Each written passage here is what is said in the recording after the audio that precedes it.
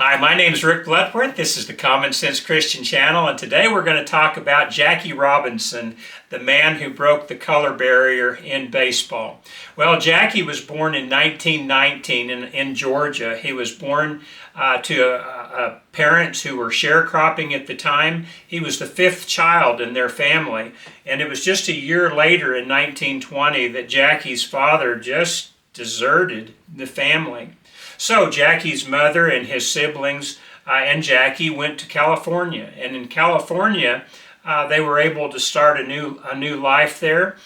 They were in a fairly nice community. They did not live in the affluence that their neighbors did, perhaps, but they certainly were in a better situation than they would have been in Georgia.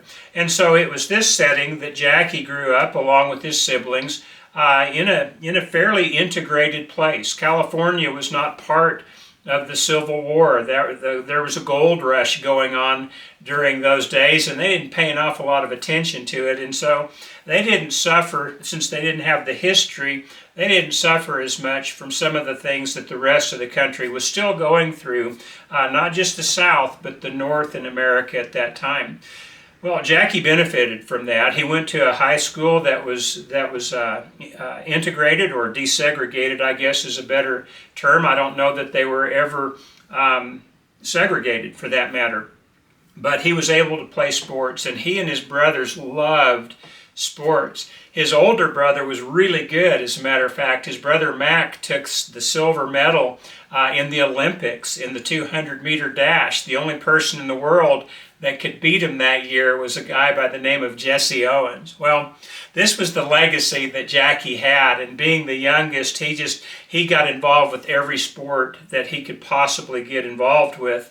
He went to a junior college, and he played 4 sports: track and baseball and basketball and football. And then he went to UCLA and became the very first student athlete to letter in 4 sports there, those same 4 sports. Baseball was probably his least favorite at the time, but he was really good at them all. And so finally got out of college, and he was starting to go around and get involved with different athletics on some of the semi-professional teams, I guess you could call them at that time. But he was drafted into the Army in 1941, and he served very well. He was the Army was segregated at that time, and so his company was segregated, but he was able to go along with some other people to OCS, to Officer Candidate School. And so this was one of the very first time that blacks were actually admitted into this type of a program. When Jackie got out of the military, he was a second lieutenant, but it was not easy for him. There were still prejudices and biases among different ones that ran pretty deep. The Army had commissioned a bus line that was completely desegregated for their use, but Jackie was coming back from OCS one night, and an officer's wife was also on the bus, and so the bus driver told Jackie to go back to the back of the bus. Well, Jackie let him know he wasn't about to do that, and so the bus driver didn't argue with him, but when they got back to the camp, the bus driver reported Jackie to the MPs, and he was brought up on charges to where he was going to have to face a court-martial. Well, his commanding officer wouldn't even proceed with those charges, and that was dropped at that point. But later on, when Jackie was in a different unit, he had another officer over him who did not like blacks, and did not like Jackie in particular, had him accused of everything from being insubordinate with officers to being drunk in public. Well, Jackie didn't drink, and so that charge did not stick, but he was still brought up in a court-martial before 9 white officers. And they listened to the charges. Well, they cleared him of all the charges, and so Jackie was able to complete his military career and was honorably discharged. The reason I brought that up is because there were still different things that Jackie Robinson was having to deal with, as were all black Americans during this time. And Jackie was no milquetoast. He stood up for his rights, but on the other hand, he was not particularly violent when he did that. And this would prove to serve him well. He got involved with the Negro Baseball League, and some of the finest athletes to ever play the sport of baseball were in that league.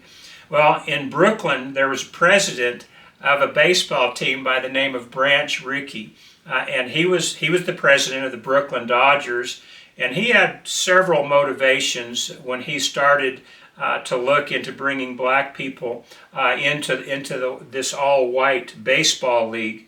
But while he certainly had a profit motive, he could see that good athletes would help his team do the best.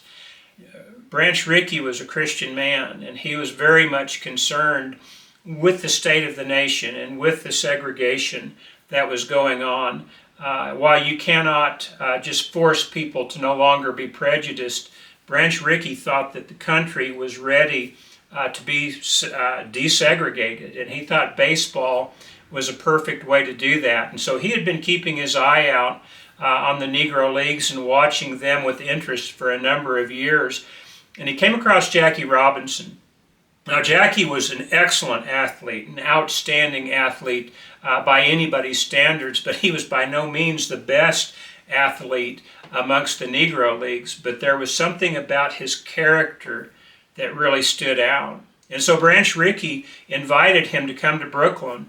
And so Jackie Robinson went to Branch Rickie's office there in Brooklyn, and they sat down. And for 3 hours, they discussed Branch Rickie's idea for desegregating baseball and his idea that Jackie would be the one that would break the color barrier. I want to read a part from a book. It's called Faith Made Them Champions. It's put out by Guideposts. I think this one is from like 1954. It's edited by Norman Vincent Peale, and it's just a bunch of different stories about men and women of faith who went through different things. And this particular story is one that was written by Jackie Robinson. And so the description of this meeting that he had with Branch Rickie, the president of the Brooklyn Dodgers, is in Jackie's own words. And so he begins by saying this: "From behind his desk, the big, powerful, bushy-browed Branch Rickie, who seemed a combination of father and boss, mapped out to me his daring strategy to break the color line in Major League Baseball. I was excited at the opportunity. It was a tremendous challenge, but was I good enough? Mr. Rickie, I said, it sounds like a dream come true, not only for me, but for my race. For 70 years, there's been a racial exclusion in big league baseball. There will be trouble ahead for you, for me, for my people, and for baseball." Trouble ahead. Rickie rolled the phrase over his lips as though he liked the sound. "You know, Jackie, when I was a small boy, when I took my first train ride, on the same train was an old couple, also riding for the first time. We were going through the Rocky Mountains. The old man sitting by the window looked forward and said to his wife, 'Trouble ahead, Ma. We're high up over a precipice, and we're going to go right off.' To my boyish ears, the noise of the wheels repeated, 'Trouble ahead, trouble ahead.' I never hear train wheels to this day, but that I think of this.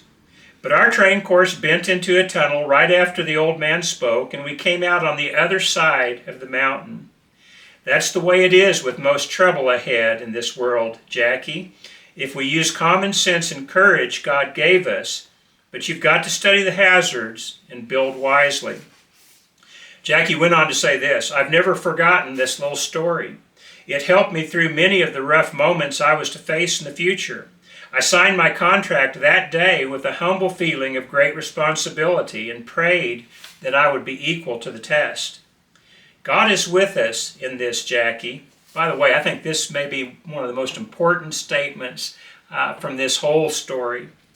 "God is with us in this, Jackie," Mr. Rickie said quietly. "You know your Bible. It's good, simple Christianity for us to face realities and to recognize what we're up against. We can't go out and preach and crusade and bust our heads against a wall. We've got to fight out our problems together with tact and common sense."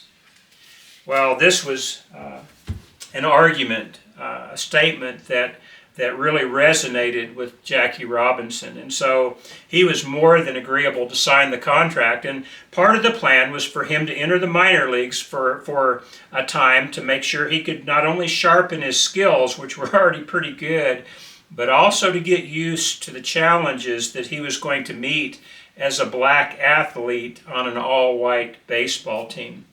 And so sure enough, from the very outset, there were trouble. He was on the Montreal Royals, and while most of his teammates were pretty decent, the fans were not always that good to him. And so he had to bite his tongue a lot. He said one of the hardest things for him to do was to keep his temper bridled. When he wanted to lash out, he didn't, though, because he knew that the cause that he was involved with and the purpose behind that cause was much more important than him taking a stand for whatever injustice may come up. Well, he did pretty good that first year. The very first ball game, he was able to get 4 hits, including a home run. Well, he had his ups and downs from there, and he certainly had his ups and downs with the fans, but he made it through the year to the point where the Montreal Royals won the Junior World Series in baseball. And Jackie Robinson said, I tell you with no lack of pride, that I was the top batter that year with an average of 349. Well, it was the next year now. It was I believe it was August 29th of 1945 when the meeting occurred with Branch Rickie. It was the same day that the Marines landed on Japanese soil for the first time, and that's why Jackie Robinson could remember that date, amongst the fact that it was so important to him. But he played the 1946 baseball season with the Montreal Royals, and then April 10th of 1947, he got a call from Branch Rickie saying that they were calling him up to the Brooklyn Dodgers. Well, just 5 days later, Jackie Robinson found himself standing at the plate playing baseball on the Brooklyn Dodgers, one of the most famed baseball teams in America. His wife, Rachel, tells the story of that day. She and Jackie had been childhood sweethearts. They had met way back in high school. They got engaged while he was still in the military. As a matter of fact, it was while he was going to the officer candidate school that they got engaged. And so now they're married. They got married in 1946, and they had a child about a year later than that. And so now Rachel Robinson is there with Jackie Jr. up in the stands. And she said she was so excited, but she was so preoccupied with the baby that she could hardly watch the game. And she said it was at that time that a woman next to her noticed, and she noticed that the baby was cold, and so she offered to put the baby under her fur coat and hold the baby for a while, which Rachel was extremely grateful for. And one of the things that was really impressive to me, I was watching an old video of Rachel Robinson talk about this particular day, and she had the biggest smile on her face, and she pointed out this. She said that the people in Brooklyn were always behind Jackie. While they had a lot of trouble when they went on the road with the prejudice and the racism that existed during that time, at home the crowd was behind Jackie. And so she said when he first came to bat, the ovation that was raised from the stands was just incredible. And she just always appreciated that, and she thought back about that. Just thinking about it brought a tremendous smile to her face for the way that they were welcomed. Well, one of the reasons they were welcomed so well was because Jackie was just an absolute gentleman in the way he played baseball. Now, he was to become amongst the best of the best and eventually enter into the Hall of Fame, not because he broke the color barrier, but because he was such a good baseball player. But at the very first, Jackie pointed out that not all of his teammates were on board with him coming on to the Brooklyn Dodgers. And there was one day there was just almost a mutiny amongst this handful of players. They said they just didn't want to play with a black man.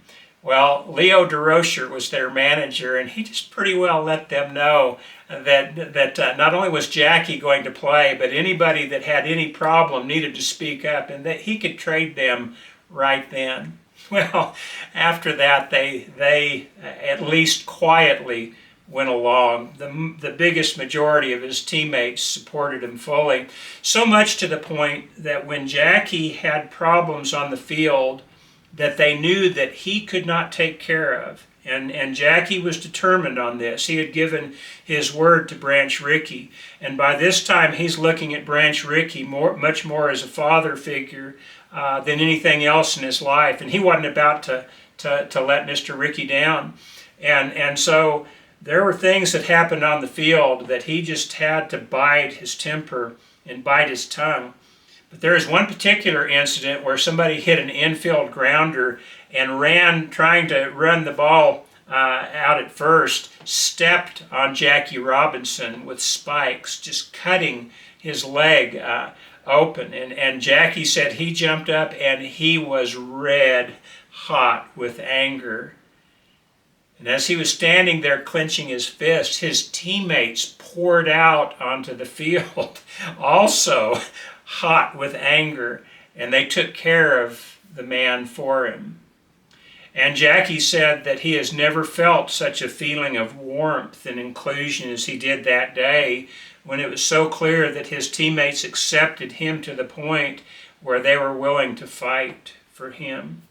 Well, Jackie Robinson, as it turned out, was a man that was certainly worth fighting for. He was named the Rookie of the Year that year. It was the inaugural award for the Rookie of the Year, and it was just for the entire. They just had one for the entire league, and he won it for the entire league that year. 2 years later, he won the Most Valuable Player for the National League, and for 6 years, the Brooklyn Dodgers made the World Series with Jackie Robinson. If you won the National League or the American League, you were said to have won the pennant, because you got a pennant that you hung up proudly. But the two pennant winners, one from the National and one from the American, would play in a game called the World Series. Most of you know this. And they actually won the World Series from the New York Yankees in 1955, which was certainly one of the highlights of Jackie's career. Well, why talk about all this? And I think there's some obvious reasons, but one of the things that I've looked upon with concern in recent years is this seeming desire to renew racial tensions in America. Just as many white people as there are black people who are trying to renew these tensions, and they're causing a lot of trouble. They're trying to create a barrier. Why they're doing that, and whatever thought they have in mind for doing that, I suppose are the same things that people always want to do. There's money, there's power, and some people just don't like other people, and so that's part of it. But as we look at situations like this, where we look at a time when racism existed to the point where it affected just almost every aspect of people's lives, we have two men, a black man and a white man, who got together to try and figure out how they could do their part for righting some of the social wrongs and for helping people of all races to be able to work together to where it was no longer the primary focus of their life. Well, there's a couple of passages that really do point this out, I believe, within Scripture. One is Proverbs chapter 19, verse 11. And this is the Revised Standard Version that puts it this way. It says, "Good sense makes a man slow to anger, and it's to his glory to overlook an offense." Well, we have lots of offenses in life, don't we? They don't have to be racially motivated or anything along those lines, but there's a lot of times where we feel offended. And God, 3,000 years ago, had Solomon pen these words, that it's going to be good sense that will make you slow to anger. It doesn't say that you can never become angry. There are some things that ought to make us angry. But it says it's to our glory to overlook an offense. And I really do believe that's something that we need to work on in our modern times, just as men have had to for the thousands of years that this earth has existed. It's easy to get bent out of shape, especially when somebody has offended us for no reason. But it's amazing how by just holding your tongue and bridling your temper, you can turn a potentially disastrous situation into something that's actually favorable. You can actually win friends that for a moment looked like were going to be your enemies for life in a given situation. But it's just common sense to realize this. I look back on my own life and I cannot tell you how many times my temper got me into trouble. And it was because it was my pride that overwhelmed my common sense. And so since I didn't want to be wronged, I wanted to make sure that I put the other person in their place. I got mad, and I let everybody know that I was mad. But good sense will keep you from doing that. It's not just that. We also need to have a love for our fellow men. Sometimes when people offend us, sometimes when people insult us, they're not necessarily meaning to do so. It may just be that they're having a bad day and they lash out at the first person that comes along after that. We need to have enough dignity and enough love for our fellow man that we overlook these little offenses. I realize that there are some people who push things to the point where their offense can no longer be overlooked. But most situations aren't like that. Most situations can be quelled very easily just by having a gentle answer. As a matter of fact, that's one of my favorite passages where it talks about the fact that a fool is quick to speak, Solomon said in the Proverbs, but a wise man holds his tongue. I don't know about you, but I haven't been wise nearly enough in life, but this holding your tongue really does work.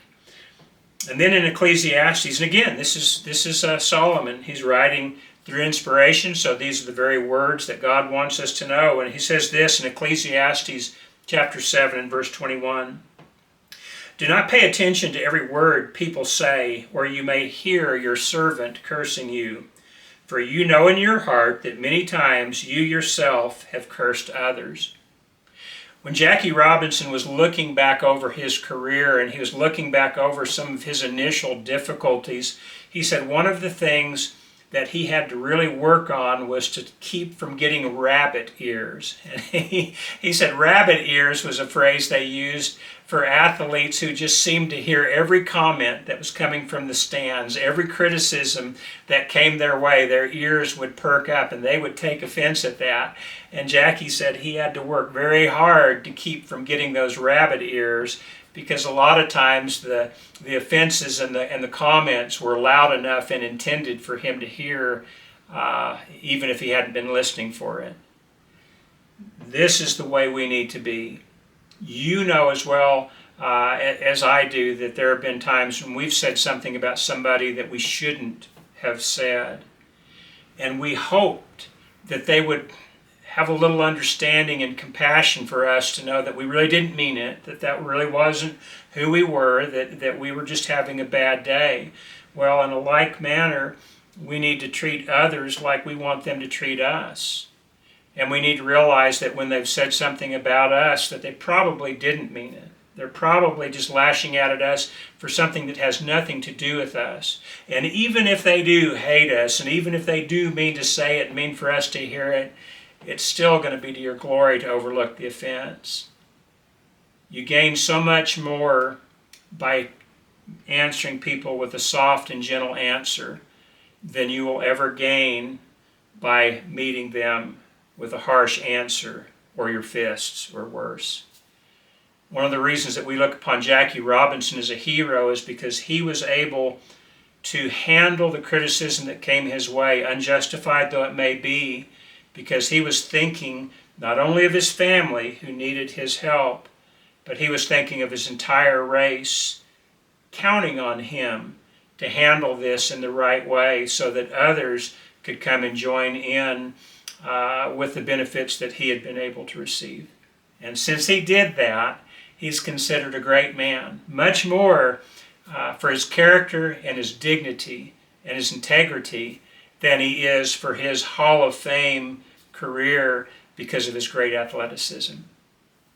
It's incumbent upon us to treat others well, and that's going to begin by not paying attention to everything people say to us and by overlooking the offenses when they come our way. That's the lesson for today, the story for today. I hope you've enjoyed it. I really enjoyed researching about Jackie Robinson and Branch Rickie and seeing the closeness of relationship that they had and how it benefited millions of others because they had a mutual respect for each other and a mutual affection for each other. We need that in our modern times, don't we? Well, if this helped you, if you liked it, please do me a favor, subscribe to the channel. It really helps the channel to get around. But until next time, I hope that you'll think about these things. I hope that you'll, like me, try to make a better effort at overlooking some of the things people say about us, and do your best to be a little bit slower to anger and a little bit quicker to understand your fellow man. Thanks for tuning in. We'll see you later.